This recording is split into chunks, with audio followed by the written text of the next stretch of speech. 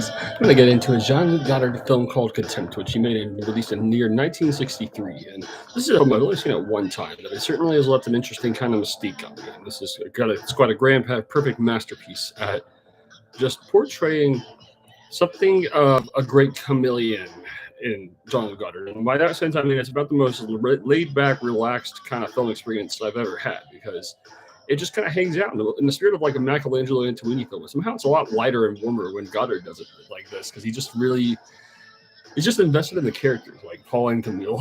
I really love this attention to just like this friendship that they have, you know. And I'm a kind of a firm believer of like I kind of like this idea that friendship can be even more valuable than a romance in a way, and I kind of agree with that in a weird kind of way. I'm weird, but I love it.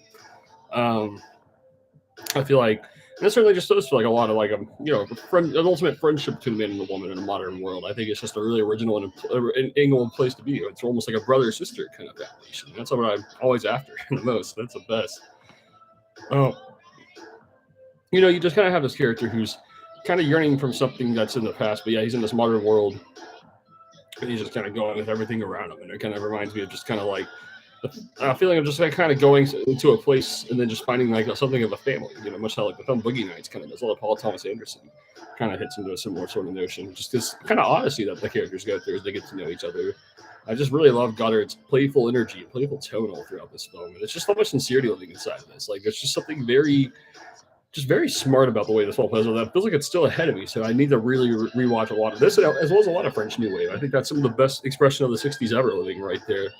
Along with some of the best music coming out. It's just like this is a perfect film that's sort of capturing a certain time and place and just a really simple friendship between a man and a woman in a really interesting kind of way. And the relationship to everyone else in the characters in this film, all the landscapes and backdrop. Again, it's just hanging out in a really beautiful cosmic kind of way. So and it just breaks rules entirely in the way that it's made because it's just kind of out to write a new language entirely. And that's what this film kind of does. It just writes its own language, just strictly of its own.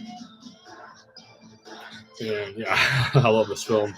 It's amazing. It just feels like it's perhaps one of the most complete films he ever made. Like it just really gets me how Goddard. I need to go through Goddard stuff more. It's like his stuff is. I think he's ahead of me, kind of guy. But this is like a big star on just simplicity and capturing this buzz of feeling of being alive while you're with people. And just again, how much the soundtrack and the dialogue and all that can just drive it. Again, I need to watch this more and study it more. I could say have more substantial things to say. That's just kind of my initial impact. I'm like, this is really a beautiful timeless film of the French New Wave movement, as well as, and I think it's one of Jean-Luc Godard's best films to step in. It's just kind of a day in the life of a model, a day in the life of people around it. It's just, and it's the simplicity that really counts. The sensuality of just capturing the feeling of it entirely in just a moment in time, basically. So. That's the tip. I highly recommend this film to, really just about anybody. I can't imagine where this film going wrong into anybody, really. So that's the tip.